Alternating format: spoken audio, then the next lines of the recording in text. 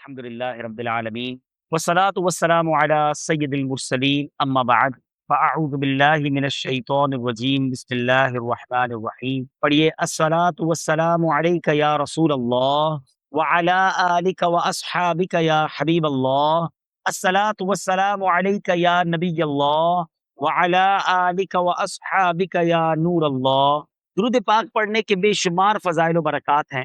نبی پاک علیہ الصلوۃ والسلام فرماتے ہیں جس کا مضمون ہے جو جمعہ کے دن مجھ پر 200 مرتبہ درود پاک پڑھے اس کے 200 برس کے گناہ معاف کر دیے جاتے ہیں۔ ایک اور جگہ نبی پاک صلی اللہ تعالی علیہ وسلم کا فرمان ہے جس کا مضمون ہے اور دنوں کا درود فرشتے مجھ تک پہنچاتے ہیں اور جمعے کا دن پڑھا جانے والا درود بنفس نفیس میں خود سماعت کرتا ہوں۔ یعنی آقا براہ راست جمعے کا درود جو ہے وہ سماعت فرماتے ہیں، تو ہمیں چاہیے کہ جمعے کے دن کثرت کے ساتھ درود پاک پڑھیں، محبت کے ساتھ بآواز بلند درود پاک پڑھ لیں۔ صلو علی الحبیب صلی اللہ تعالی علیہ۔ جمعے کے دن پر ہی آج کچھ بات کرتے ہیں۔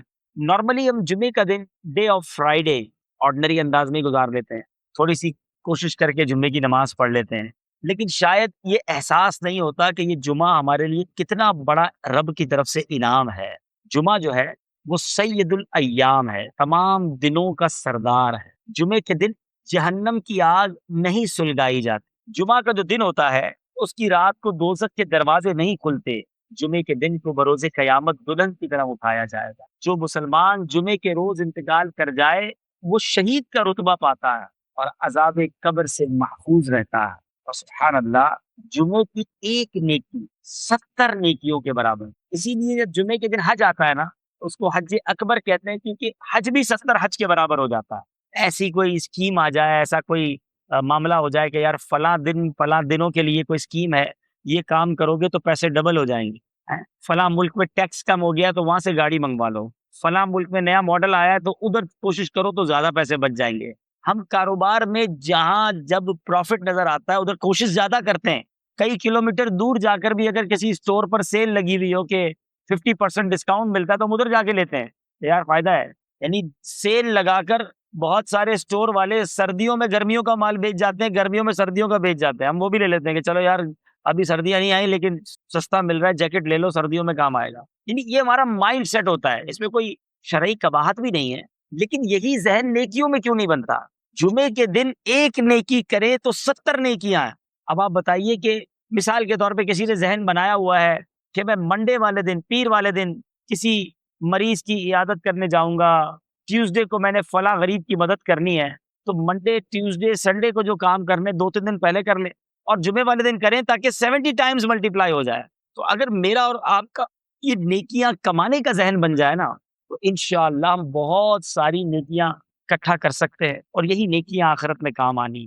یاد رہے مرنے کے بعد کفن میں جیب نہیں ہوگا اور قبر میں تجوری نہیں ہوگی۔ میرے اور آپ کے ساتھ جو جائے گی نا چیز وہ ہمارے اعمال نہیں جائے، یہ ہمارا سارا سرمایہ، سارے ہمارے ویزے، پاسپورٹ، ہماری جو بھی دنیا ہے وہ یہی رہ جائے گی۔ بلکہ بڑی خوبصورت بات کتابوں میں لکھی کہ جب انسان کا انتقال ہوتا ہے تو گھر والے آپس میں بات کرتے ہیں، ایک دوسرے سے پوچھتے ہیں کہ بتاؤ مرحوم نے پیچھے کیا چھوڑا ہے، مگر فرشتے جب بندہ قبر میں جاتا ہے تو آپس میں یہ گفتگو کرتے ہیں کہ بتاؤ مرحوم نے آگے کیا بھیجا ہے۔ اصل چیز وہ نیکیاں ہیں جو ہم نے آگے کے لیے جمع کر رکھی۔ اللہ کی رحمت سے ہر ہفتے میں ایوری ویک ہمیں ایک دن ملتا ہے جس میں ہم خوب نیکیاں کما سکتے۔ ہمارے بزرگان دی ہر جمعے تلاش کر کر کے نیکیاں کرتے تھے، ہمیں بھی یہ ذہن بنانا چاہیے۔ اور جمعے کے دن کی اہمیت کا اندازہ اس بات سے لگائیں کہ اس دن کی اہمیت اتنی ہے کہ اللہ تعالیٰ نے اس دن کی فضیلت بیان کرنے کے لیے قرآن میں ایک پوری سورت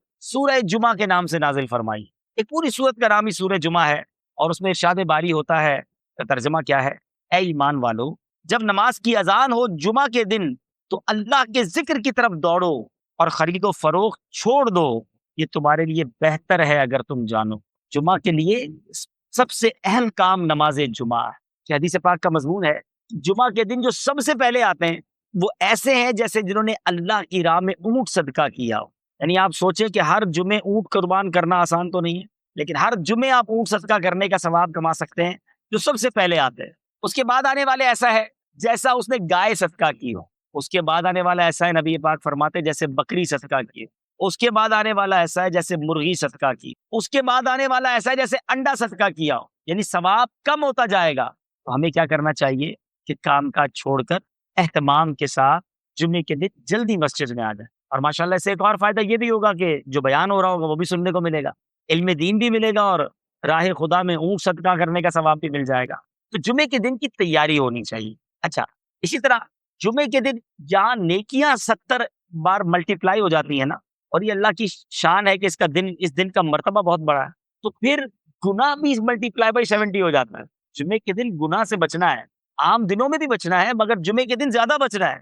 یعنی مثال کے طور پہ اگر کوئی شخص رمضان میں گناہ کرتا ہے تو ہم کیا کہتے ہیں، یار رمضان کے مہینے میں گناہ کر رہے ہو، یہ تو نیکیاں کمانے کا مہینہ ہے۔ مکے شریف میں جا کر ایک نیکی 1,00,000 نیکی کے برابر ہے، مگر ادھر گناہ بھی 1,00,000 کے برابر ہے۔ جس چیز کی تعظیم زیادہ ہوگی نا، اس گھڑی میں، اس مقام میں، اس مہینے میں گناہ بھی زیادہ ناپسندیدہ ہوگا، اس کی سزا بھی زیادہ ہوگی۔ تو جمعے کے دن بالکل آپ نے اپنے آپ کو گناہ سے بچائے رکھنا ہے کہ کہیں ایسا نہ ہو کہ عبادت تو نہ کر سکے اور الٹا گناہ گار ہو جائیں، ہمارے گناہوں کا میٹر چلتا رہے۔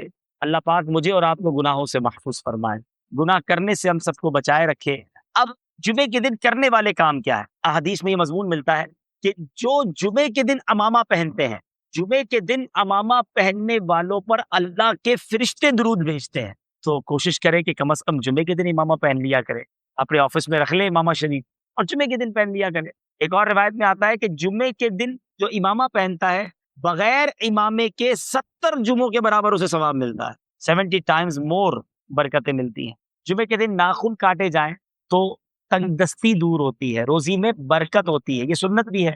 یاد رہے کہ ناخن 40 دن سے زیادہ نہیں بڑھنے چاہیے، اور جمعے کو کاٹیں تو انشاءاللہ اس سے تنگ دستی دور ہوگی، روزی میں برکت ہوگی انشاءاللہ۔ اللہ پاک ہمیں نیکیوں کا حریص بنا دی۔ دنیا کے مال، دنیا کے کاروبار کی لالچ تو ہمیں ہوتی ہے، لیکن نیکیوں کی اگر لالچ ہو جائے نا، پتہ چل جائے کہ کہاں سے کیسے بڑی نیکی ملے گی، تو فوراً اسے حاصل کرنے پہنچے۔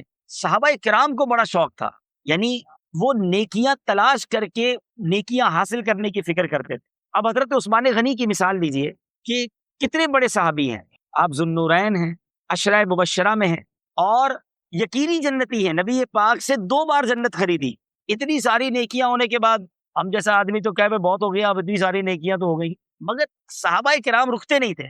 ایک بار نبی پاک علیہ الصلوۃ والسلام نے مدینے کے لوگوں کو پانی کی ضرورت تھی، تو جو کنواں والا شخص تھا اس سے کہا کہ یہ کنواں مجھے دے دو اور اس کنویں کے بدلے جنت میں کنواں لے لو۔ وہ شخص کہتا ہے حضور میرا یہی کاروبار ہے، میرا کام چلتا ہی اسی سے ہے، میں اسی پانی کو بیچ کر گھر والوں کا معاملہ کرتا ہوں۔ تو اس نے آفر کو قبول نہیں کیا۔ اسی طرح یہ خبر حضرت عثمان غنی کو پہنچ گئی۔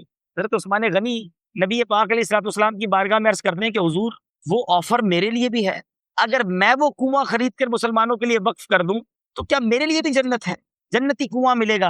نبی پاک نے فرمایا اے عثمان یہ آفر یہ تمہارے لیے ہے۔ حضرت عثمان نے وہ کنواں جس قیمت میں اس نے دیا خریدا اور مسلمانوں کے لیے وقف کرا۔ تو پتہ چلا کہ صحابہ کرام کو موقع ملتا، چانس ملتا کہ ادھر نیکی ہو سکتی ہے، وہ فوراً وہ نیکی کرنے کی کوشش کرتے تھے۔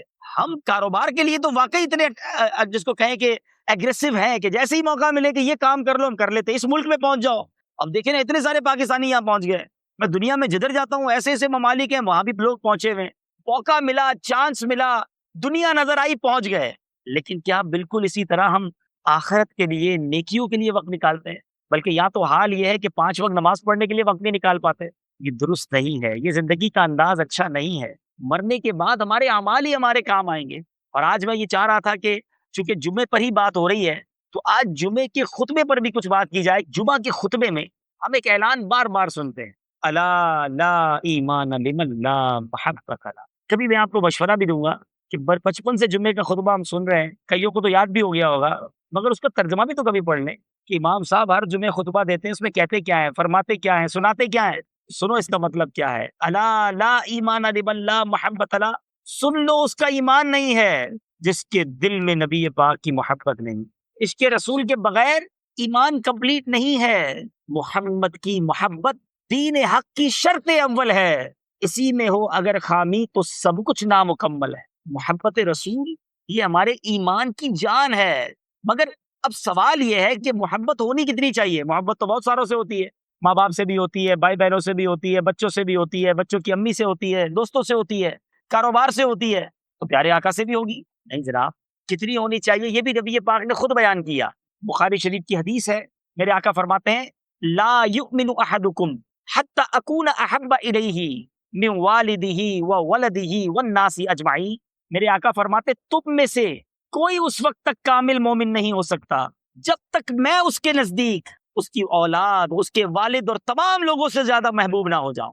ٹاپ آف دا لسٹ، سب سے زیادہ نبی پاک سے محبت کرنی، اور یہ ایمان کا تقاضا ہے۔ تم میں سے کوئی اس وقت تک کامل مومن نہیں ہو سکتا۔ تو یہ میلاد کا مہینہ پیارے آقا سے کنیکشن مزید مضبوط کرنے کا مہینہ ہے۔ لیکن اب سوال یہ ہے کہ ہم ہو سکتا ہے سارے لوگ کہیں کہ بھائی ہمیں بھی سب نبی پاک سے سب سے زیادہ محبت ہے۔ اگر یہ بات آپ کہتے ہیں، یہ دعویٰ آپ کرتے ہیں، تو دلیل ہے کہ نہیں؟ کیونکہ صرف زبانی کہنے سے تو نہیں ہوگا نا۔ اگر واقعی کسی کو نبی پاک سے سب چیزوں سے زیادہ محبت ہے تو پھر پیارے آقا کی سنتوں پر عمل کہاں ہے؟ نبی پاک فرماتے ہیں جس نے میری سنت سے محبت کی اس نے مجھ سے محبت کی، اور جس نے مجھ سے محبت کی وہ میرے ساتھ جنت میں جائے گا۔ سنت کی اہمیت کتنی زیادہ ہے، اس کو میں آپ کو دنیاوی مثال کے ذریعے سمجھاؤں کہ اگر کوئی بیٹا آپ کو ملے، کوئی بچہ ملے اور وہ آپ کو کہے میں اپنے والد صاحب کی سے بڑی محبت کرتا ہوں، میں اپنے والد صاحب کا دیوانہ ہوں، اپنے والد صاحب پر میری جان قربان، آپ کہیں یار کمال ہے، ماشاءاللہ اپنے ابو سے کتنی محبت کرتا ہے۔ تھوڑے دنوں بعد اس کے والد صاحب سے ملاقات ہو اور آپ والد صاحب سے کہیں کہ آپ کا بیٹا آپ سے بڑی محبت کرتا ہے، آپ کی بڑی رسپیکٹ کرتا ہے، والد صاحب کا ایک نمبر کا جھوٹا ہے، میری تو ایک بھی بات نہیں مانتا۔ آپ کیا کہیں گے؟ یار کمال ہے، میرے سامنے تو اتنی باتیں کر رہا تھا کہ ابو میرا سب کچھ، میرے والد ہیں اور میری جان میرے والد پر قربان، والد کہہ رہا ہے میری ایک بات نہیں مانتا۔ آپ کیا کہیں گے کہ جھوٹا دعویٰ۔ اب اپنے بارے میں ہم سارے چیک کریں، ایک طرف تو ہمارا دعویٰ یہ ہے کہ نبی پاک پر ہماری جانیں قربان، ہم پیارے آقا کے بڑے عاشق ہیں، تو یہ عشق رسول نظر کیوں نہیں آتا؟ نہ چہرے پہ نظر آتا ہے، نہ لباس میں نظر آتا ہے، نہ باتوں میں نظر آتا ہے، نہ کاروبار میں نظر آتا ہے۔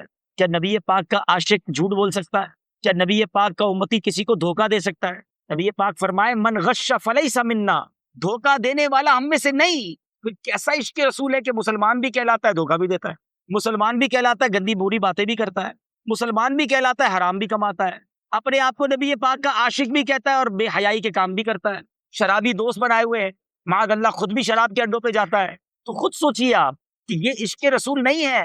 عشق رسول یہ ہے کہ مجھے بتانا نہ پڑے میں مسلمان ہوں، میں نبی پاک کا امتی ہوں، مجھے دیکھ کر پتا چل جائے کہ یہ کس کا غلام جا رہا ہے۔ شاعر لکھتے ہیں نا، فنا اتنا تو ہو جاؤں میں تیری ذات عالی میں، آقا جو مجھ کو دیکھ لے اس کو تیرا دیدار ہو جائے۔ ہمیں دیکھ کر پتا چل جائے یہ کس کا امتی ہے، یہ کس کا غلام ہے۔ یقین کریں میٹھے اسلامی بھائیوں، اگر ہم نبی پاک کی عشق والی زندگی گزاریں اور صحیح اسلام کی تعلیمات والی زندگی گزاریں تو دنیا بھی اچھی ہو جانی ہے، آخرت بھی اچھی ہو جانی ہے۔ آج مسلمان کہلانے والے کو قرآن پڑھنا نہیں آتا، نبی پاک کا امتی تو کہلاتا ہے، مگر آقا کے قلب اطہر پر جو قرآن نازل ہوا، اور یاد رہے پیارے آقا پر کے بہت سارے معجزات ہیں، مگر جس معجزے کو اعظم المعجزات کہا گیا، بگیسٹ میریکل کہا گیا، وہ قرآن مجید فرقان حمید ہے۔ مگر قرآن پڑھنا بہت بڑی تعداد میں مسلمانوں کو نہیں آنا، کھولتے بھی نہیں ہے قرآن۔ میں آپ سے اگر سوال کروں کہ آپ نے یہ بتائیے کہ فیس بک کب آن کیا تھا، آپ کہیں گے بھی مسجد میں آنے سے پہلے آن کیا تھا۔ اچھا واٹس ایپ، وہ تو ہو سکتا ہے مسجد میں بھی چیک کیا ہوگا۔ تو کئی سافٹ ویئر ہم روزانہ کئی بار آن لائن کرتے ہیں، اور میں یہ پوچھوں کہ بتائیں قرآن کب کھولا تھا، جواب آئے گا پچھلے رمضانوں میں۔ اب کب آن لائن کریں گے؟ اگلے رمضانوں میں۔ ہم قرآن سے کتنا دور ہو گئے ہیں۔ اور ایک سچ بات بتاؤں، جب قبر میں جائیں گے نا، یہ سارے سافٹ ویئر آف لائن ہو جائیں گے، قرآن قبر میں بھی آن لائن ہو جائے، تو اس چیز کو تھامو نا جو قبر میں بھی کام آنی ہے۔ مگر قرآن سے ہم دور ہیں۔ کئی لوگ ملتے ہیں مجھے، کہتے ہیں سکون نہیں ملتا، دلی سکون چاہیے، کوئی وظیفہ بتائے۔ کسی اور سے وظیفہ کیوں لیں، قرآن سے ہی معلوم کر لیتے ہیں۔ اے رب کے کلام ہمیں بتا کہ ہمیں دل کا سکون کہاں سے ملے گا۔ اللہ کریم قرآن میں فرماتا ہے الا بذکر اللہ تطمئن القلوب، بے شک اللہ کے ذکر میں دلوں کا چین ہے، شراب پینے میں چین نہیں ہے، بے حیائی اور بدکاریوں میں سکون نہیں ملے گا، فلموں ڈراموں گانوں باجوں میں سکون نہیں ملے گا۔ اگر واقعی قلبی سکون چاہیے تو وہ اللہ کے ذکر میں ملے گا، اللہ کی یاد میں ملے گا۔ اللہ پاک ہم سب کو ساری زندگی پیارے آقا کی محبت میں گزارنا نصیب فرمائے، ان کی سنتوں پر عمل کر کے گزارنا نصیب فرمائے، ساری نمازیں پابندی سے پڑھنا نصیب فرمائے، آمین بجاہ النبی الامین صلی اللہ تعالی علیہ۔ سورہ کوثر۔ سورہ کوثر کا تعارف، مقام نزول۔ علامہ علی بن محمد خازن رحمۃ اللہ تعالی علیہ فرماتے ہیں سورہ کوثر جمہور مفسرین کے نزدیک مکیہ ہے اور بعض مفسرین کے نزدیک مدنیہ ہے۔ آیات، کلمات اور حروف کی تعداد: اس صورت میں 1 رکوع، 3 آیتیں، 10 کلمے اور 42 حروف ہیں۔ کوثر نام رکھنے کی وجہ: کوثر سے دنیا اور آخرت کی بے شمار خوبیاں مراد ہیں اور جنت کی ایک نہر کا نام بھی کوثر ہے۔ اس سورت کی پہلی آیت میں یہ لفظ موجود ہے، اس مناسبت سے اسے سورہ کوثر کہتے ہیں۔ سورہ کوثر کے مضامین: اس سورت کا مرکزی مضمون یہ ہے کہ اس میں اللہ تعالیٰ نے اپنے حبیب صلی اللہ تعالی علیہ وآلہ وسلم کی مدحت بیان فرمائی ہے، اور اس میں یہ مضامین بیان ہوئے ہیں۔ نمبر 1، اس کی پہلی آیت میں اللہ تعالیٰ کے اس فضل و احسان کا بیان ہے جو اس نے اپنے حبیب صلی اللہ تعالی علیہ وسلم پر فرمایا۔ نمبر 2، دوسری آیت میں نبی کریم صلی اللہ تعالی علیہ وسلم سے فرمایا گیا کہ اللہ تعالیٰ کے فضل و احسان کے شکریے میں نماز پڑھتے رہیں اور قربانی کریں۔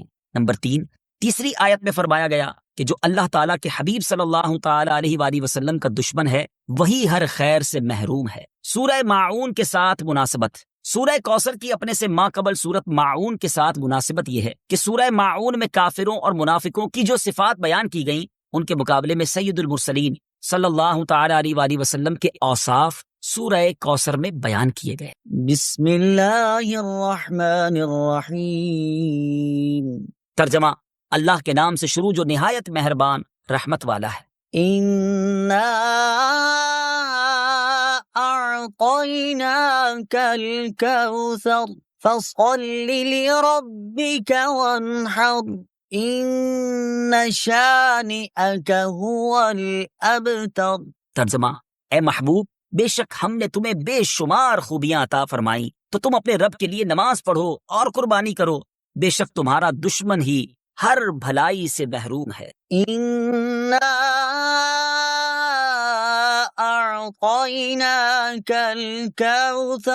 اے محبوب، بے شک ہم نے تمہیں بے شمار خوبیاں عطا فرمائیں۔ تفسیر صراط الجنان میں ہے، کوثر کی تفسیر میں مفسرین کے مختلف اقوال ہیں۔ ان سب اقوال کا خلاصہ یہ ہے کہ اے محبوب، بے شک ہم نے تمہیں بے شمار خوبیاں عطا فرمائیں اور کثیر فضائل عنایت کر کے تمہیں تمام مخلوق پر افضل کیا۔ آپ کو حسن ظاہر بھی دیا، حسن باطن بھی عطا کیا، نسب عالی بھی، نبوت بھی، کتاب بھی، حکمت بھی، علم بھی، شفاعت بھی، حوض کوثر بھی، مقام محمود بھی، امت کی کثرت بھی، دین کے دشمنوں پر غلبہ بھی، فتوحات کی کثرت بھی، اور بے شمار نعمتیں اور فضیلتیں عطا کی جن کی انتہا نہیں۔ آیت اِنَّا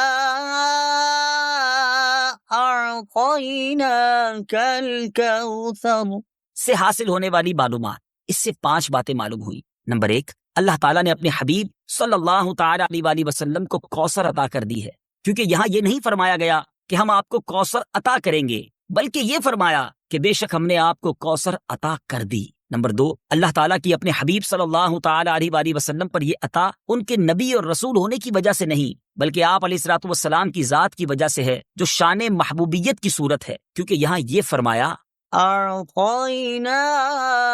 ہم نے آپ کو عطا فرمائی، یہ نہیں فرمایا کہ اعطینا الرسول یا اعطینا النبی۔ نمبر 3، تاجدار رسالت صلی اللہ تعالی علیہ وآلہ وسلم پر یہ عطا کسی عبادت اور ریاضت کی وجہ سے نہیں ہے، بلکہ ان پر یہ عطا اللہ تعالیٰ کے عظیم فضل اور احسان کی وجہ سے ہے، کیونکہ یہاں عطا کا ذکر پہلے ہوا اور عبادت کا ذکر بعد میں ہوا۔ نمبر 4، اللہ تعالیٰ نے آپ کو کوثر کا مالک بنا دیا ہے، تو آپ جسے چاہیں جو چاہیں عطا کر سکتے ہیں۔ نمبر 5، سید المرسلین صلی اللہ تعالی علیہ وآلہ وسلم کی مدحت خود رب تعالیٰ فرماتا ہے۔ اعلیٰ حضرت امام احمد رضا خان علیہ الرحمت الرحمان فرماتے ہیں، انا اعطیناک الکوثر، ساری کثرت پاتے یہ ہیں، ٹھنڈا ٹھنڈا، میٹھا میٹھا، پیتے ہم ہیں، پلاتے یہ ہیں۔ اور ایک اور جگہ فرماتے ہیں نا، اے رضا خود صاحب قرآن ہے، مدح ہے حضور، تجھ سے کب ممکن ہے پھر مدحت رسول اللہ کی۔ فصل لربک وانحر، تو تم اپنے رب کے لیے نماز پڑھو اور قربانی کرو۔ تفسیر صراط الجنان میں ہے، یعنی اے حبیب صلی اللہ تعالی علیہ وآلہ وسلم، اللہ تعالیٰ نے آپ کو دونوں جہاں کی بے شمار بھلائیاں عطا کی ہیں اور آپ کو وہ خاص رتبہ عطا کیا ہے جو آپ کے علاوہ کسی اور کو عطا نہیں کیا۔ تو آپ اپنے اس رب عز و جل کے لیے نماز پڑھتے رہیں جس نے آپ صلی اللہ تعالی علیہ وآلہ وسلم کو کوثر عطا کر کے عزت و شرافت دی، تاکہ بتوں کے پجاری ذلیل ہوں اور بتوں کے نام پر ذبح کرنے والوں کی مخالفت کرتے ہوئے اپنے رب عز و جل کے لیے اور اس کے نام پر قربانی کریں۔ اس آیت کی تفسیر میں ایک قول یہ بھی ہے کہ نماز سے نماز عید مراد ہے۔ ان شانئک هو الابتر، بے شک تمہارا دشمن ہی ہر بھلائی سے محروم ہے۔ تفسیر صراط الجنان میں ہے۔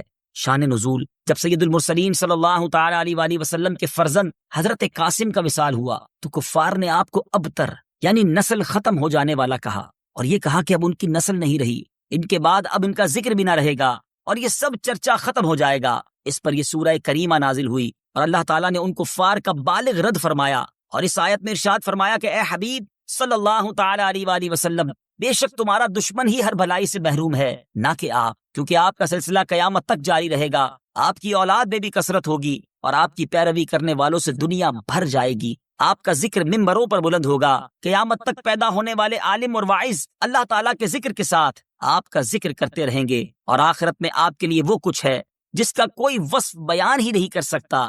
تو جس کی یہ شان ہے وہ ابتر کہاں ہوا، بے نام و نشان اور ہر بھلائی سے محروم تو آپ کے دشمن ہیں۔ اعلیٰ حضرت امام احمد رضا خان رحمۃ اللہ تعالی علیہ اس صورت کی تفسیر بیان کرتے ہوئے فرماتے ہیں، عاص بن وائل شقی نے جو صاحبزادہ سید المرسلین صلی اللہ تعالی علیہ وآلہ وسلم کے انتقال پرملال پر حضور کو ابتر یعنی نسل بریدہ کہا، حق تعالی نے فرمایا اِنَّا أَعْطَيْنَاكَ الْكَوْثَرَ، بے شک ہم نے تمہیں خیر کثیر عطا فرمائی کہ اولاد سے نام چلنے کو تمہاری رفعت ذکر سے کیا نسبت، کروڑوں صاحب اولاد گزرے جن کا نام تک کوئی نہیں جانتا، اور تمہاری ثنا کا ڈنکا تو قیامت تک اکناف عالم اور اطراف جہاں میں بجے گا، اور تمہارے نام نامی کا خطبہ ہمیشہ ہمیشہ اطباق فلک آفاق زمین میں پڑھا جائے گا۔ پھر اولاد بھی تمہیں وہ نفیس و طیب عطا ہوگی جن کی بقا سے بقائے عالم مربوط رہے گی۔ اس کے سوا تمام مسلمان تمہارے بال بچے ہیں،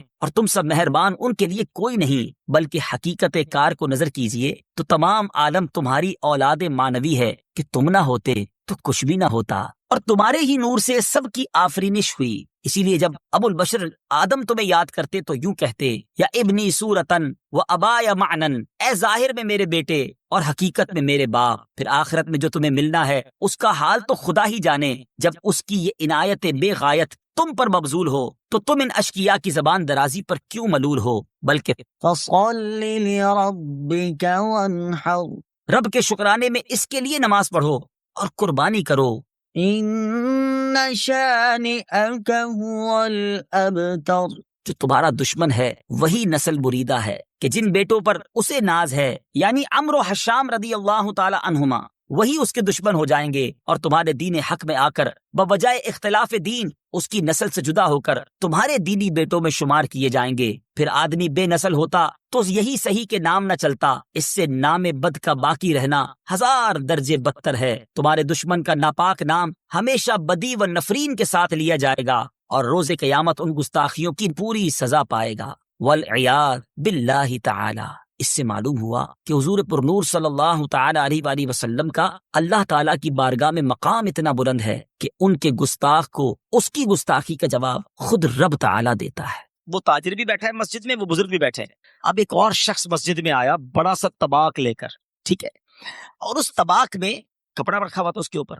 وہ آیا آگے اور آ کر اس نے کیا کیا، اس نے اس فقیر کو اٹھایا اور کہا کہ حضرت یہ کھانا کھا لیں۔ اب تاجر حیران کہ اس فقیر کو کون کھلانے آیا۔ جب وہ طباق سے کپڑا ہٹانا تو اس کے اوپر چکن بریانی اور گاجر کا حلوہ موجود تھا، یعنی جو اس نے دعا کی تھی نا وہ دعا والا کھانا تھا۔ تاجر حیران کہ بھائی ایک منٹ رکو، تم اس کو جانتے ہو کیا؟ کہ نہیں، میں اس بندے کو نہیں جانتا، پہلی بار ملاقات ہوئی ہے، پر یہ والا کھانا کیوں لے کر آئے اور مسجد میں کیوں آئے؟ کہتا میری بھی بڑی کہانی ہے۔ تو بتاؤ تو صحیح کیا مسئلہ ہے؟ کہ میں غریب آدمی ہوں، مزدوری کرتا ہوں، روز تھوڑے پیسے گھر لے جاتا ہوں، ایک عرصے سے میرے بچے مجھ سے فرمائش کرتے تھے ابو کبھی تو اتنے پیسے لائیں کہ ہمارے گھر میں چکن بریانی بنے، گاجر کا حلوہ بنے۔ میں پھر اگزامپل دے رہا ہوں، کتاب میں کھانا کوئی اور ہوگا۔ تو کہتا ہے آج پیسے اچھے ہوئے تھے، گھر آیا، بیوی کو پیسے دیے کہ یہ والا کھانا بناؤ، بچے کئی دنوں سے فرمائش کر رہے ہیں، بیوی کھانا بنانے میں لگ گئی، میں سو گیا، مگر میری آنکھیں بند ہوئیں تو میری قسمت جاگ اٹھی۔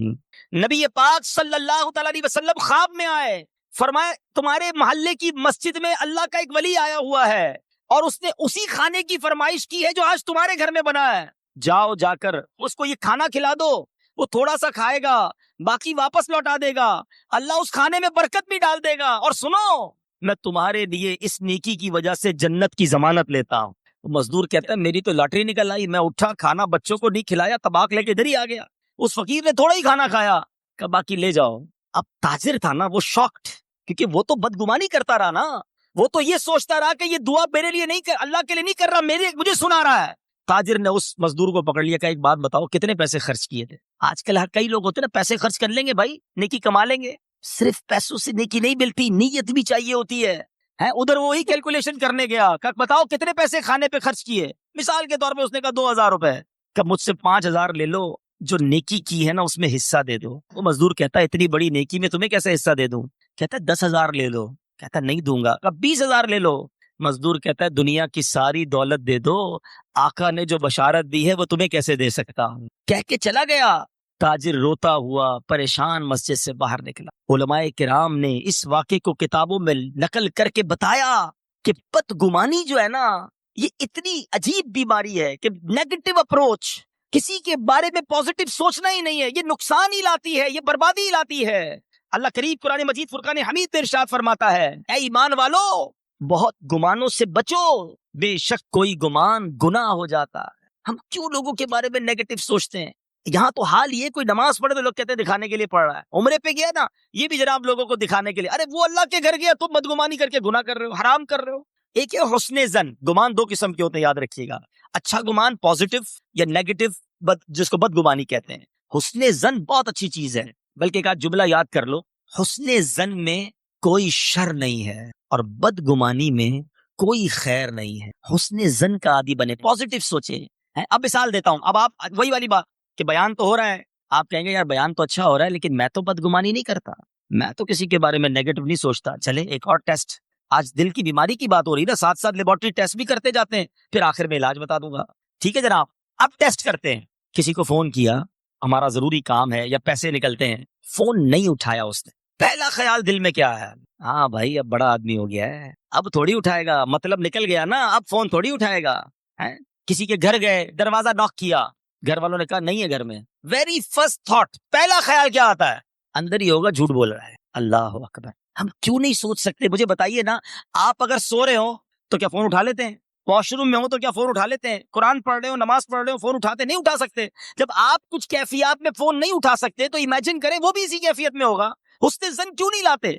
آپ نے کسی کو بلایا دعوت میں، مثال کے طور پہ شیطان ہے نا اتنا مردود ہے، اس نیکی کے کام میں بھی بدگمانی کروا سکتا ہے۔ مثال کے طور پہ اس اجتماع میں آپ نے، یہ بیچارے ہمارے اسلام بھائی کئی دنوں سے کوشش کر رہے ہیں اور آپ سب کے پاس گئے ہوں گے، کارڈز دیے، دعوت دی، لیکن مثال کے طور پہ آپ نے کسی کو دعوت دی، یار میں بھی جا رہا ہوں تم بھی آ جاؤ، وہ نہیں آیا، پہلا خیال کیا آتا ہے؟ ہاں بھائی فنکشن میں بلاتا نا تو بالکل میرے سے پہلے پہنچ جاتا، اپنی گاڑی لے کر آتا فلم دیکھنے کے لیے، اجتماع میں بلایا تھا نا اللہ رسول کے نام کے لیے، ادھر کدھر آئے گا؟ اب بتاؤ، اس کا اس اجتماع میں آنا واجب نہیں ہے، کسی بھی وجہ سے نہیں آیا، نہیں طبیعت نے چاہا، مگر آپ کی اس بدگمانی نے آپ کو گناہ کبیرہ کروا دیا۔ اتنا عجیب معاملہ ہے، ہمارے سامنے بیٹھ کے کوئی تسبیح پڑھے نا مارکیٹ کے اندر، ٹوپی ووپی لگانا شروع کر دے بیچارہ نیا نیا نمازی، ہاں بھائی آپ کو وظیفہ لے کر آیا ہے، جب بھی دکان پہ اس کے گاہک جا رہے ہوتے ہیں، کمال ہے یار، وہ اللہ رسول کا ہو سکتا ہے کسی بیان میں ہی سن لیا ہو کہ درود پاک پڑھنا چاہیے اس لیے تسبیح لے لی، وہ دکان پہ بیٹھ کے تسبیح پڑھ رہا ہے، ہم کہہ رہے ہیں پتہ نہیں کون سا وظیفہ پڑھ رہا ہے، میری دکان کی طرف رک کر کے پھونکتا رہتا ہے، وہ وظیفے کر کے مرتبے بڑھ رہے ہیں اس کے، اور آپ کی بدگمانی کر کے گناہ بڑھ رہے ہیں۔ یہ بدگمانی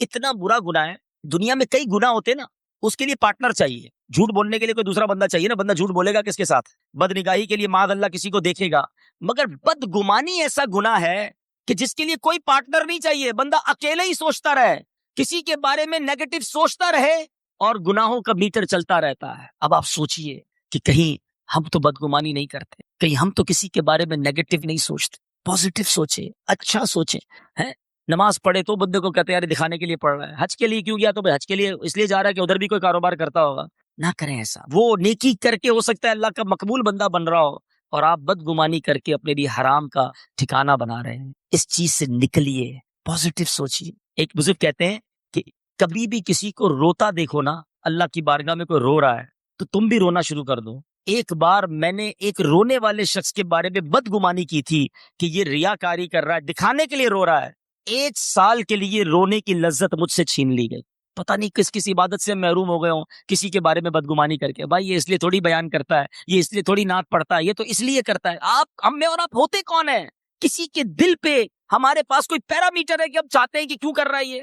میرے اپنے عیب تھوڑے، میں دوسروں کے عیب تلاش کروں؟ میں اللہ سے اپنے لیے توبہ کروں. تو اے میرے میٹھے اسلامی بھائیوں، یہ ایک اور بیماری ہے جو آج ہمارے اندر، اور یہ حسد اور بغض، جو یہ حسد اور یہ جو ہے نا بدگمانی، یہ بالکل ساتھ ساتھ چل رہے ہوتے ہیں. جس سے حسد ہوگا اس سے بہت زیادہ بدگمانی ہوگی. یعنی کچھ لوگ تو اتنے بدگمان ہیں، اتنی ٹینشن ہے ان سے، تو یوں سمجھیں، یعنی ایسے لوگ بھی ہیں بیچارے. پھر میں سوچتا ہوں کبھی کبھی وہ خود کتنی ٹینشن میں ہوتے ہوں گے کہ ان سے آپ ملاقات کر کے بہت زیادہ مسکرائے نا تو ان کو ٹینشن ہو جاتی ہے، یہ مجھے اتنا دیکھ کے مسکرا کیوں رہا تھا، کوئی پلاننگ کر رہا ہے میرے خلاف. اچھا ملاقات کر کے نہ مسکرائیں تو کہ یار یہ مسکرایا کیوں نہیں، یہ لگتا ہے مجھ سے ناراض ہے، میرے خلاف کوئی اور پلاننگ چل رہی ہے. اب بندہ مسکرائے کہ نہ مسکرائے، ایسی آدھی سوچتے ہی رہیں گے کسی کے بارے میں. ہو سکتا ہے اس اجتماع میں بھی ایسے ہوں گے، ہے فلاں آگے کیوں بیٹھا تو فلاں پیچھے کیوں بیٹھا، تو مجھے ہاتھ کیوں نہیں پکڑ کے بٹھایا گیا مجھے. ارے یار یہ کن چکروں میں پڑ گئے ہو بھائی، تھوڑی سی زندگی انجوائے کرو، ریلیکس رہو، بدگمانیاں چھوڑ دیں. آپ دوسروں کے بارے میں نیگیٹو اپروچ نکال دیں اپنے دل سے، ورنہ آپ خود ہی پریشان رہیں گے. جو میں نے شروع میں بات کی تھی نا کہ جس کو نیند نہیں آتی، جس کو سکون نہیں ملتا، حسد ہے، یا تو حسد ہوگا یا بدگمانی ہوگی. کیونکہ اتنا سوچتے ہیں، اتنا ٹینشن لیتے ہیں. تو خدا را ان گناہوں بھرے معاملات سے اپنے آپ کو نکالیں. اور اس کی وجہ سے پتہ ہے نقصان کیا ہو رہا ہے؟ جیسے میں نے شروع میں کہا تھا کہ دل کی وہ بیماریاں آج بیان کروں گا کہ جو ہمارے ایمان کو ڈسٹرب کر سکتی ہے، ایمان برباد کر سکتی ہے. اب ہو کیا رہا ہے، ہم نماز بھی پڑھ رہے ہیں، ہو سکتا ہے ماشاءاللہ یہاں مجھے نظر بھی آ رہا ہے بہت سارے نمازی بھی ہیں، حاجی بھی ہوں گے، صدقہ خیرات کرنے والے بھی ہوں گے، ہم یہ سب کر بھی رہے ہیں، مگر وہ مزہ نہیں ہے طبیعت میں، وہ نورانیت نہیں ہے، وہ رحمت نہیں نظر آ رہی، وہ نورانیت نظر نہیں آ رہی، وہ سجدوں کی لذت نہیں مل رہی، وہ تلاوت کا ذوق نہیں مل رہا. کیا وجہ ہے؟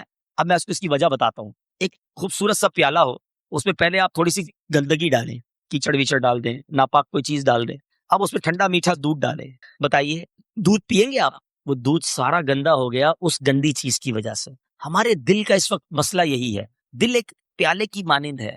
ہم نے دل میں کہیں غیبت چھپا رکھی ہے، کہیں بغض رکھا ہے، کہیں بدگمانی رکھی ہے، کسی نے دل میں تکبر رکھا ہے، کوئی حسد پال کے بیٹھا ہے، اور نمازیں بھی پڑھ رہا ہے، روزے بھی رکھ رہا ہے، صدقے بھی دے رہا ہے. اب وہ عبادت کا دودھ تو جا رہا ہے، مگر ساتھ وہ جو گندگی ہے نا، وہ اس دودھ کی پاکیزگی نہیں دے رہی آپ کو، وہ گندا کر دیتی ہے اس کو، اس کے اندر وہ برکت ہی نظر نہیں آتی. یہ دونوں چیزیں گڈمڈ ہو رہی ہیں. یاد رکھو عبادت کا نور جو ہے نا وہ گناہوں کی ظلمت کے ساتھ نہیں ملے گا. پہلے یہ صاف کرنا ہوگا. پیالہ دھوتے ہو نا پینے سے پہلے گلاس، تو پہلے دل کو ان گندگیوں سے پاک کریں، پھر دیکھیں ہر سجدہ آپ کی معرفت الہی میں اضافہ کرے گا. آپ تلاوت کریں گے آپ کے آنسو بہنے لگیں گے، آپ دعا کریں گے آپ کی رکت طاری ہو جائے گی، آپ اللہ کی عبادت کریں گے آپ کو ذوق ملنا شروع ہو جائے گا، آپ تسبیح لے کے درود پاک پڑھیں گے اس کی چاشنی منہ میں محسوس کریں گے. کیونکہ دل صاف ہو چکا ہوگا، یہ گندگیاں دور ہو چکی ہوں گی. تو اے میرے میٹھے اسلامی بھائیوں، آج اس اجتماع میں نے 2 دل کی بیماریوں کے بارے میں بات کی ہے. خدارا حسد سے اپنے آپ کو بچاؤ، خدارا بدگمانی سے اپنے آپ کو بچاؤ. یہ ایسی بیماری ہے، لوگ ویسے بڑی مسکرا کے ملیں گے، یہ اتنی خطرناک بیماری ہے. بھائی بھائی ہوگا، دوست ہوگا، ساتھ کاروبار کرنے والے ہوں گے، کھانا روز ساتھ کھاتے ہیں، لیکن دل میں حسد پال کر بیٹھے ہیں. کوئی گھر پر بلائے نا، آئر بھائی ذرا میرے گھر پر آئیے گا، نیا گھر لیا ہے، آپ کی دعوت ہے، گھر بھی جائیں گے، بریانی بھی کھائیں گے، اس کے سامنے یہی کہیں گے کیا گھر بنایا ہے، شاندار گھر بنا ہے، ڈرائنگ روم تو بہت اچھا ہے. باہر نکل کے کہیں گے دو نمبر کے پیسوں سے بنایا ہے. یعنی کمال ہے یار، ساتھ دوستی ہے لیکن دل میں حسد پال کے بیٹھا ہوا ہے. کوئی دوست آ کر بتائے نا یار نئی گاڑی لی ہے، ارے کیا زبردست گاڑی، کلر بھی بہت اچھا ہے، ارے ماڈل بھی زبردست ہے، ویری گڈ. جیسے ہی وہ نکلا سود کے پیسوں سے لی ہوں. تو بھائی کیوں پرابلم ہے یار، اس نے کسی بھی پیسے سے لی، ہم کیوں؟ اچھا اس کا کیا بگڑا، اس کی گاڑی واپس نہیں آ گئی، اللہ نے دینا ہے اس کو اور دے گا. گناہ آپ کو مل گیا، تکلیف آپ کو مل گئی، ٹینشن آپ نے لے لی. نکالو اپنے دلوں سے ان بیماریوں کو، اور یقین کریں اگر یہ دل حسد سے پاک ہو گئے نا، اگر یہ دل بدگمانی سے پاک ہو گئے، ہماری لائف پرسکون ہو جائے گی، لڑائی جھگڑے ختم ہو جائیں گے، کاروباری جو جس کو بزنس جیلسی کہتے ہیں ختم ہو جائے گی. ہم کیوں دوسروں کے بارے میں نیگیٹو سوچتے ہیں؟ مدینہ منورہ کی مارکیٹ ہے، مولانا ضیاء الدین مدنی کتب مدینہ یہ واقعہ سناتے. سنو پہلے بزنس مین کیسے ہوتے تھے. ایک شخص ایک کپڑے کے تاجر کے پاس گیا، جا کر کہتا ہے حضرت مجھے ایک کپڑا چاہیے، آپ کے پاس ہے؟ کہا بالکل ہے. کہا اتنا دے دیں. کہا بھائی بات سنو، مسئلہ یہ ہے جو کپڑا تم مانگ رہے ہو میرے پاس تو ہے، لیکن سامنے میرے بھائی کی دکان ہے، میری آج صبح سے بڑی اچھی سیل ہو گئی ہے، صبح سے دیکھ رہا ہوں وہ فارغ بیٹھا ہے، جا کر اس سے لے لو تاکہ آج اس کی بھی سیل ہو جائے. یہ اسلام ہے، دوسروں کا بھلا سوچنا اسلام ہے. ہم کہتے خبردار سامنے والے کے پاس گئے 2 نمبر کا مال بیچتا ہے، کبھی نہیں جانا، چیٹر ہے 1 نمبر کا. ہمیں آ کر کوئی بتا دے نا پہلے فلاں فیکٹری وزٹ کر کے آیا ہوں، پہلے 10 منٹ تو فیکٹری کی برائی بیان کریں گے، پھر اپنی پروڈکٹ دکھائیں گے. اللہ کے بندو اس سے کاروبار نہیں ہوتا. آپ کسی کو کتنا بھی نیچا دکھانے کی کوشش کریں، جو اس کے نصیب میں ہے وہ اسے مل کر رہے گا، جو آپ کے نصیب میں ہے وہ آپ کو ملے گا. ایک جملہ آج یاد کر کے چلے جاؤ کہ جو میرے نصیب میں ہے وہ کوئی مجھ سے چھین نہیں سکتا، اور جو میرے نصیب میں نہیں ہے وہ مجھے کوئی دے نہیں سکتا. اللہ کے وعدوں پر یقین رکھو. دانے دانے پہ لکھا ہے کھانے والے کا نام. دوسرے کا آپ کبھی بھی، جو بڑے کاروباری بیٹھے میری بات کو سیکنڈ کریں گے، آپ کبھی بھی اپنی پروڈکٹ یہ کہہ کر نہیں بیچ سکتے کہ اس کی خراب ہے مجھ سے لے لو، ہے اس کی پروڈکٹ اچھی نہیں ہے میری خرید لو. نہیں جناب، کوئی نہیں خریدے گا. آپ اپنی پروڈکٹ اچھی بنائیں نا، اچھی ہوگی تو خود آپ کے پاس گاہک آ جائے گا. تو دوسروں کی برائی والے فیز سے نکل آئیں، اپنے کاروبار پر توجہ دیں، اپنی پروڈکٹ پر توجہ دیں، اس کو بیوٹیفائی کریں، اس میں کوئی حرج نہیں ہے، وہ آپ کریں. لیکن کسی کے بارے میں نیگیٹو سوچ کر، کسی سے حسد کر کے آپ ترقی نہیں پائیں گے، آپ برباد ہی ہو جائیں گے. اب میں نے یہ دونوں پرابلمز بتا دی، ایک اور بات ساتھ بتا دوں. حسد کرنا یقیناً منع ہے، بدگمانی کرنا یقیناً منع ہے، لیکن سبحان اللہ، what a beautiful religion we have. کتنا شاندار مذہب ہے ہمارا. مذہب ہمیں یہ بھی بتاتا ہے کہ ایسے کام بھی نہ کرو کہ تم سے لوگ حسد کرنے لگے ہیں. اپنے آپ کو ایسے کاموں سے بھی بچاؤ کہ لوگ اس گناہ میں مبتلا ہوں. اپنے بھائیوں سے محبت کرو نا تاکہ وہ گناہ نہ کریں، اور ایسے کام نہ کرو کہ لوگ بدگمانی کریں. اب مثال کے طور پہ آج ایک عجیب ٹرینڈ بنا ہوا ہے. اب تو پتہ نہیں کیا ہو گیا ہے کہ جو آج میں نے کھانا بھی ہے نا وہ بھی پہلے پوسٹ کر رہا ہے. کھانا پیٹ پہ بعد میں جائے گا، پہلے فیس بک پہ جائے گا. اپنی ڈشیں لگائیں گے، آج فیملی کے ساتھ فلاں جگہ گھومنے گیا ہوں، آج فلاں ریسٹورینٹ میں فوراً چیک ان کرنا ہے، آج یہ والی گاڑی لی ہے. تھوڑے پیسے دکھانے زیادہ ہیں. اللہ کے بندو، جو پرانے پیسے والے تھے نا، بزرگ بیٹھے ہوں گے میری بات کو کہیں گے، وہ ہمیں شروع سے سمجھاتے تھے کہ نعمتوں کا اتنا زیادہ بھی اظہار نہیں ہونا چاہیے. اتنی زیادہ جس کو کہتے ہیں شو آف، یہ حسد کروا دے گا، آپ کو نظر لگوا دے گا. اللہ نے دیا ہے تو اللہ کی راہ میں خرچ کریں. میں نہیں کہتا اچھا گھر نہ لیں، اچھے کپڑے نہ پہنے، لیکن روز ہی گھڑی چینج کرنا، ہر 2 مہینے بعد موبائل چینج کرنا، ہر تھوڑے دنوں بعد گاڑی چینج کرنا، ایک گھر کے بعد دوسرا گھر بنانا، پھر توڑ کے پھر بنانا. ارے بھائی ٹھیک ہے آپ کے پاس پیسے ہیں، اور یہ کر آپ کیا بتانا چاہ رہے ہیں؟ دنیا کی نظریں لگیں گی، حسد ہو جائے گا. یہ ایکسٹرا پیسے خرچ کرنے سے بہتر نہیں ہے جنت کے اکاؤنٹ میں جمع کرا دو، اللہ کی راہ میں خرچ کر دو نا. انشاءاللہ آخرت میں خزانہ ملے گا، ادھر بھی محل ملے گا، ادھر بھی محل میں رہتے ادھر بھی محل بنا لو. تو یہ وہ غلطیاں ہیں جو آج کی قوم کر رہی ہے. میں دیکھیں اس پہ تطبیق ضرور کیجئے گا. میں نہیں کہتا کہ اللہ نے دیا ہے تو خرچ نہ کریں، ضرور کریں حلال طریقے سے، لیکن ایسا بھی نہ کریں کہ لوگ دیکھ نہ سکیں. اور بار بار ایک چیز کو کرنے سے لوگوں کی نظر لگ جاتی. ہر چیز ضروری ہے شیئر کرنا. ٹھیک ہے آپ کا گھر بہت خوبصورت ہے، لیکن ضروری ہے اپنے بیڈ روم کی تصاویر ساری دنیا کو دکھانا کہ آج نیا بیڈ لیا ہے، اس کے اندر یہ مساجر بھی لے لیا ہے. بس دنیا سے لائکس چاہیے، 10 لائک ملیں گے، 12 نظریں بھی ملیں گی بھائی. پھر خود ہی مولوی صاحب کو ڈھونڈ رہے ہو گے تعویذ دے دے، طبیعت خراب ہو گئی ہے، بچے سارے بیمار ہو گئے، خود ہی نظریں لگوائیں آپ نے، خود ہی لوگوں کو اپنی نعمتیں بتائیں. تو ان کاموں سے بچو کہ جس کے ذریعے لوگ آپ سے حسد کریں اور جس کے ذریعے نظر لگے. دوسری بات، بدگمانی کے بارے میں تو کتنی خوبصورت حدیث پاک ہے. اللہ کے حبیب علیہ الصلوۃ والسلام فرماتے ہیں کہ جو بدگمانی جو کرتے ہیں ان کو تو منع فرمایا، مگر نبی پاک علیہ الصلوۃ والسلام کیا فرماتے ہیں کہ جب 3 آدمی ہوں تو تیسرے کو چھوڑ کر 2 آدمی سرگوشی نہ کریں. آپ 3 متے بیٹھو، 2 آپس میں باتیں نہ کریں، کیونکہ تیسرا کیا سوچے گا میرے بارے میں کر رہے ہیں. یہ بھی کام نہ کریں. ایک بار نبی پاک علیہ الصلوۃ والسلام اپنی زوجہ محترمہ رضی اللہ تعالی عنہا کے ساتھ گفتگو کر رہے تھے. رات کا وقت تھا، 2 صحابہ گزرے، دیکھ کر آگے چلے گئے. پیارے آقا علیہ الصلوۃ والسلام نے واپس بلایا کہ سنو یہ میری زوجہ ہیں. صحابی رسول کہتے حضور کہ ہم آپ کے بارے میں کوئی نیگیٹو سوچیں گے، بدگمانی کریں گے؟ آقا علیہ الصلوۃ والسلام نے فرمایا کہ شیطان انسان کی رگوں میں خون کی طرح دوڑتا ہے. سبحان اللہ. یہ سوچئے، کلیئر کر دیا کہ دیکھو کچھ اور نہ سمجھنا، میری زوجہ ہے. اللہ کے حبیب، ہم کہتے ہیں دنیا جو کہتی ہے کہے بھائی میں تو کروں گا. نہیں، ایسے کام نہ کریں، ایسی جگہوں پر نہ جائیں جس کے بارے میں لوگ آپ کے بارے میں نیگیٹو سوچیں. تو بہرحال آج کے بیان میں نے کوشش کی کہ آپ کو پرابلم بھی بتاؤں، کچھ ٹیسٹ بھی بتائے، آخر میں علاج بتا دیتا ہوں. نکلیں کیسے؟ پہلے ریئلائز کر لیں کہ ہو تو نہیں گیا، اور اگر حسد ہو گیا ہے نا تو کوئی بات نہیں، پہلے پہچانے کہ ہاں یار مجھے فلاں سے لگتا ہے پرابلم ہے، کیونکہ اس کی تعریف نہیں سن سکتا، اس کی ترقی نہیں دیکھ سکتا، اس کے بارے میں نیگیٹو سوچتا رہتا ہوں. یہ ڈائگنوز پہلے کریں، ورنہ اویئرنیس نہیں ہوگی تو علاج کیسے ہوگا. اب علاج کیا ہے؟ سبحان اللہ. اس طرح کی ساری بیماریوں کا ایک سب سے پہلا علاج تو یہ ہے بندہ اللہ سے دعا کرے. الدعاء صلاح المؤمن، دعا مومن کا ہتھیار ہے. اللہ کے حبیب سبحان اللہ ہمیں ترغیب دے رہے ہیں، دعا کریں، اللہ سے عرض کریں مالک جیسا بھی ہوں بندہ تیرا ہوں، دل میں حسد آ گیا ہے، مالک گندا ہو گیا ہے، کرم کر میرے دل کو صاف کر دے. روتے روتے دعا کریں، اللہ کریم کرم فرمائے گا، دل اجیالہ ہو جائے گا. دوسرا علاج یہ ہے کہ جس سے حسد ہو گیا ہے نا اس کے لیے دعا کرے. ہاں یہ ہے اینٹی بائیوٹک. تھوڑا سا درد ہوگا، انجیکشن میں بھی درد ہوتا ہے نا. مثال کے طور پہ آپ کو کسی کے کاروبار سے تکلیف ہے، آپ دعا کریں یا اللہ اس کے کاروبار میں اور ترقی دے. آپ کہیں مولانا صاحب مجھے اس کے کاروبار سے تکلیف ہے، آپ اسی سے دعا. ہاں یہی آپ کا علاج ہے. تکلیف ہوگی مگر ہوگا کیا؟ مثال کے طور پہ آپ کو کسی کی خوبصورتی سے تکلیف ہے، بولے یا اللہ اس کے حسن و جمال میں اور اضافہ کر، اس کی شہرت میں اور اضافہ کر. ہوگا کیا؟ تھوڑے دنوں تک یہ پرابلم ہوگا، پھر دل جب صاف ہو جائے گا نا تو کوئی آ کر بتائے گا نا یار اس کا کاروبار اور بڑھ گیا ہے، آپ کہیں گے میں نے بھی تو دعا کی تھی، بڑھنا ہی تھا، دل صاف ہو جائے۔ تیسرا اور آخری علاج تو بہت سارے ہیں، میں بیان ختم کرتا ہوں، وہ یہ ہے کہ جس سے پرابلم ہو گئی ہے، جس سے دل میں لگتا ہے کہ یار دوری ہے، اس کے بارے میں نیگیٹو سوچتا رہتا ہوں، مجھے دل میرا صاف کرنا ہے، اس کا نہیں، مجھے اپنا پرابلم صاف کرنا ہے، پھر حل یہ لکھا کہ پھر اس بندے کو جا کر اچھا سا تحفہ دے، تحفہ دو، محبت بڑھے گی، حدیث ہے نا، تہادو تہابو۔ اب آپ بولیں گے یار مجھے اس کا منہ اچھا نہیں لگتا، اس کو تحفہ کدھر سے دوں بھائی؟ یہی تو علاج ہے، جب آپ تحفہ دیں گے نا تو انشاءاللہ دل میں محبت بڑھے گی، تکبر، بغض، کینہ، یہ سب صاف ہونا شروع ہو جائے گا۔ تو یہ 3 علاج باندھ لیں، اور یہ نہیں کرنا اس کو جا کے کہ بھائی تیرے سے بڑا حسد ہو گیا تھا اس لیے تحفہ لے کر آیا ہوں، تو پھر اور گڑبڑ ہو جائے گی۔ مولانا صاحب نے کہا تھا بیان سن کے آیا ہوں، تو یہ نہیں کرنا ہے، اس کو نہیں بتانا ہے، آپ ایسے ہی جائیں، ملاقات کریں، اچھے انداز سے تحفہ دیں، دعوت دے دیں، اس کو اچھا کھانا کھلائیں، انشاءاللہ دل صاف ہو جائیں گے۔